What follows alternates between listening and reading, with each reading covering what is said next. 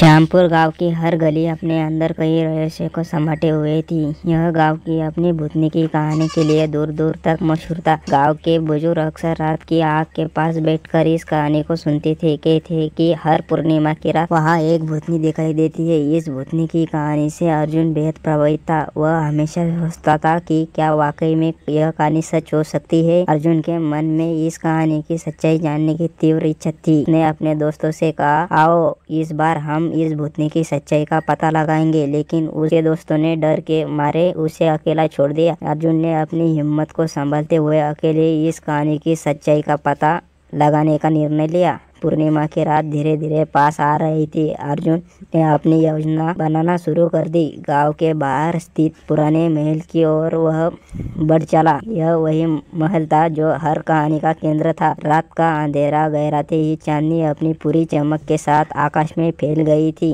अर्जुन के कदमों की आहट सुनाई दे रही थी, जैसे ही वह किसी कहानी का हिस्सा बन चुका हो। उसकी दिल की धड़कन तेज हो गई थी। महल के पास पहुंचते ही उसे एक ठंडी हवा का झोंका महसूस हुआ, जिसने उसके रोंगटे खड़े कर दिए। उसने देखा कि महल की पुरानी सीढ़ी अंधेरे में गुम हो रही थी। अर्जुन ने हिम्मत जुटाकर सीढ़ियां चढ़ना शुरू की। इस कहानी की यादें उसके मन में घूम रही थी। अचानक उसे किसी के रोने की आवाज सुनाई दी। वह आवाज इतनी दर्द भरी थी कि अर्जुन का कलेजा कांप उठा। उसने आवाज की दिशा में बढ़ना शुरू किया। सामने एक कमरे में उसे एक साया दिखा। वह किसी महिला का था जो सफेद साड़ी में लिपटी हुई थी। अर्जुन ने हिम्मत करके पूछा, तुम कौन हो? यह वही क्षण था जब अर्जुन इस कहानी की हकीकत के सामने खड़ा था। वह साया धीरे धीरे उसकी ओर बढ़ा और एक ठंडी आवाज में कहा, मैं इस महल की रानी थी। मेरे साथ विश्वासघात किया गया और मुझे इस दुनिया से विदा कर दिया गया, लेकिन मेरी आत्मा को शांति नहीं मिली है। अर्जुन ने उस आत्मा की मदद करने का निर्णय लिया। उसने पूछा कि वह कैसे उसकी मदद कर सकता है। इस कहानी का रहस्य अब उसके सामने खुलने वाला था। आत्मा ने उसे एक पुरानी तिजोरी के बारे में बताया, जिसमें उसका जीवन की सारी सच्चाई दबी हुई थी। अर्जुन ने अपनी पूरी ताकत लगाकर उस तिजोरी को ढूंढा और खोला। उस रानी के जीवन की सारी सच्चाइयाँ थी, जिन्हें जानकर अर्जुन स्तब्ध रह गया। इस कहानी का अंत अब उसके हाथ में था। वह सारी बातें लेकर उसने गांव वालों को बताई और रानी के साथ हुए अन्याय को न्याय दिलाने की कोशिश की। धीरे धीरे रानी की आत्मा को शांति मिली और उसने अर्जुन को धन्यवाद दिया। अर्जुन ने महसूस किया कि उसकी हिम्मत और सच्चाई ने न केवल एक आत्मा को मुक्त दिलाई, बल्कि गांव के लोगों को भी एक डरावनी रात से मुक्त किया। इस कहानी के बाद अर्जुन गांव का हीरो बन गया और उसकी कहानी ने उसे अमर कर दिया।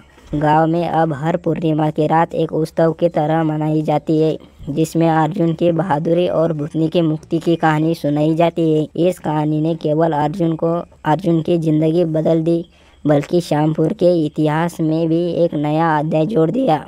अर्जुन की बहादुरी और इस कहानी की सच्चाई ने श्यामपुर गांव के लोगों के दिलों में एक नई उम्मीद जगाई। लेकिन इस कहानी का अंत यही नहीं था। रानी की आत्मा को शांति तो मिल गई थी, लेकिन महल की दीवारों में छिपे कई रहस्य अब भी उजागर होते बाकी थे। अर्जुन को महसूस हुआ कि यह कहानी उसकी किस्मत से जुड़ी हुई है और उसे इन रहस्यों को सुलझाना होगा। पूर्णिमा के बाद अगली रातें भी रहस्यमय होती जा रही थी। अर्जुन ने महसूस किया कि महल के कुछ और हिस्सों में कोई अदृश्य शक्ति उसे खींच रही थी। एक रात उसने फिर से महल जाने का निर्णय लिया। इस बार उसने गांव के कुछ और जिज्ञासु युवकों को अपने साथ चलने के लिए मना लिया। महल में प्रवेश करते ही अर्जुन और उसके साथी एक नए कमरे की दिशा और बढ़े। यह कमरा पहले से बंद था और अर्जुन की यकीन था कि यह भी कोई कहानी छिपी हुई है। कमरे के अंदर एक पुराना चित्र लटका हुआ था, जिसमें एक आदमी और महिला को दिखाया गया था।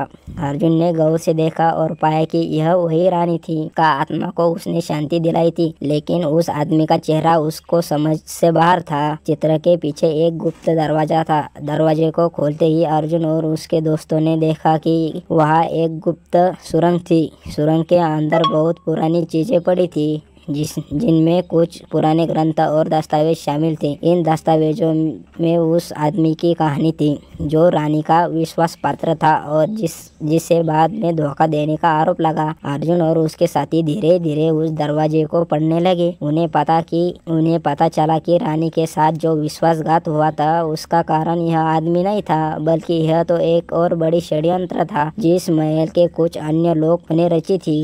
अर्जुन को समझ आ गया कि इस कहानी के पीछे एक बड़ी साजिश थी जिसे किसी ने जानबूझकर छुपा रखा था। इस नई जानकारी ने अर्जुन की ओर भी उत्साहित कर दिया और उसने अपने दोस्तों के साथ मिलकर इन दस्तावेजों को गांव के बुजुर्गों के सामने पेश किया। गांव के लोग इस सच्चाई को जानकर हैरान रह गए। उन्होंने पहली बार पता चला कि इस कहानी के पीछे का सच कुछ और ही था।